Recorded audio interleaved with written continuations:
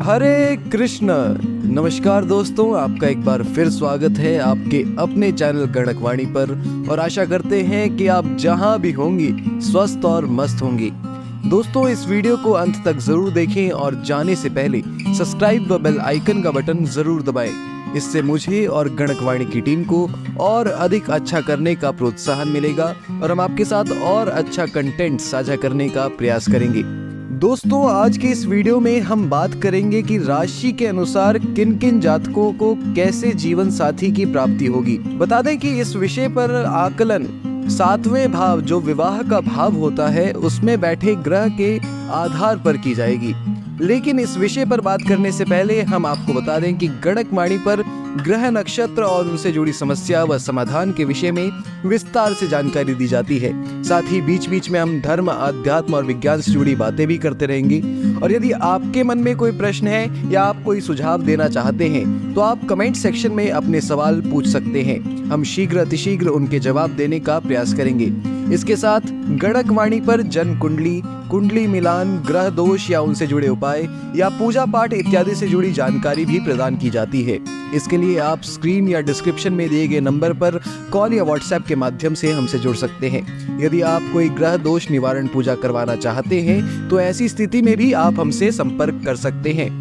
चलिए दोस्तों, बात करते हैं कि 7वें भाव में किस ग्रह के विराजमान होने से कैसे जीवन साथी की प्राप्ति होती है, इस विषय पर चर्चा करते हैं। ज्योतिष शास्त्र में बताया गया है कि 7वां भाव जो होता है वह विवाह का भाव होता है और इसी से जीवन साथी का आकलन किया जाता है कि जीवन साथी का स्वभाव कैसा होगा, वह आपके लिए समर्पित रहेगा या नहीं, या आपका ससुराल किस दिशा में होगा, इसका आकलन 7वें भाव से किया जाता है।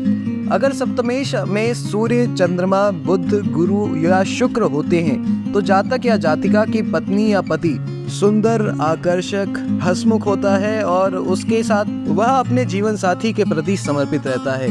इसके साथ यदि मंगल, राहु, केतु या शनि सप्तम भाव में हो या सप्तमेश हो तो जातक या जातिका का जीवन साथी श्याम वर्ण का होता है, लंबा शरीर होता है और सत्यवादी होता है। चलिए दोस्तों, बात करते हैं कि सप्तम भाव में ग्रहों के विराजमान होने से कैसा फल प्राप्त होता है और किस प्रकार से यह वैवाहिक जीवन पर प्रभाव डालता है। बता दें कि जब सूर्य सप्तम भाव में होते हैं तो शादी में देरी होती है और कई प्रकार की दिक्कतें आती है। ऐसे में विदेशी औरतों का व्यक्ति शौकीन होता है और पत्नी के चरित्र पर वह संदेह करता है। यदि 7वें भाव में चंद्रमा है तो ऐसी स्थिति में जीवन साथी सुंदर मिलता है, जातक दूसरी औरतों की ओर आकर्षित रहता है, जीवन साथी शांतचित्त स्वभाव का होता है। इसके साथ बता दें कि यदि मंगल 7वें भाव में है तो जातक उग्र स्वभाव का होता है, पत्नी से मनमुटाव रहता है, जातक बुद्धिमान तथा स्थिति को पूर्णतः निपटने वाला रहता है। अब बताते हैं कि यदि बुध 7वें भाव में है तो जातक कम उम्र में ही धनी व्यक्ति से शादी होती है। इस दौरान व्यापार में भी वह प्रवीण होता है और कानून का कुशल ज्ञाता होता है। इसके साथ ऐसे व्यक्ति का स्वास्थ्य हमेशा उत्तम रहता है। अब बता देते हैं कि यदि गुरु जो विवाह के लिए बहुत ही महत्वपूर्ण ग्रह माने जाते हैं, यदि 7वें भाव में है तो व्यक्ति को जीवन साथी बुद्धिमान मिलता है, सुंदर मिलता है, आकर्षक होता है, उसका स्वभाव दयालु होता है, इस विवाह से लाभ मिलता है और वह अच्छी शिक्षा प्राप्त करता है।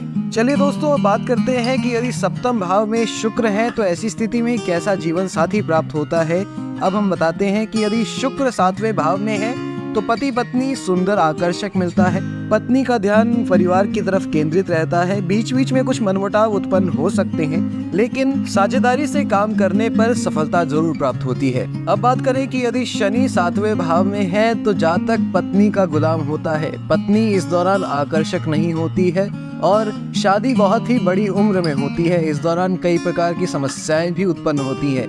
यह व्यक्ति या तो विधवा या तलाकशुदा औरत या व्यक्ति से शादी करता है। जातक को विदेश में बहुत इज्जत मिलती है। अब बात करें यदि राहु 7वें भाव में है तो जातक का परिवार में मान नहीं रहता है, पत्नी लंबी, श्याम वर्ण और आकर्षक होती है, हल्का वजन ज्यादा होता है, अन्य जाति की औरत से विवाह हो सकता है, प्रमेह रोग का खतरा बना रहता है और खाने पीने का शौकीन होता है। राहु के होने से अधिक उम्र में शादी होने की संभावना भी अधिक हो जाती है।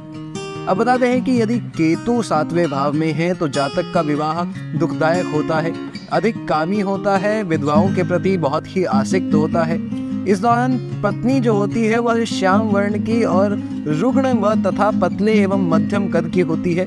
शारीरिक गठन एक समान नहीं रहता है। तो दोस्तों, आपको यह वीडियो कैसा लगा कमेंट सेक्शन में हमें जरूर बताएं और गणकवाणी के चैनल को सब्सक्राइब करना न भूलें। इसके साथ यदि आपके मन में कोई प्रश्न है या आप कोई समस्या से जूझ रहे हैं या विवाह से संबंधित कोई सवाल पूछना चाहते हैं तो आप स्क्रीन या डिस्क्रिप्शन में दिए गए नंबर पर कॉल या व्हाट्सएप के माध्यम से हमसे जुड़ सकते हैं। इसके साथ यदि आप हमारे चैनल पर नए हैं तो आप हमारे पुराने वीडियोस भी देख सकते हैं जिनमें हमने ग्रह गोचर, विवाह योग और उनसे जुड़े फलादेश को विस्तार से बताया है। अब इसी के साथ हम आपसे विदा लेते हैं। धन्यवाद। राधे राधे।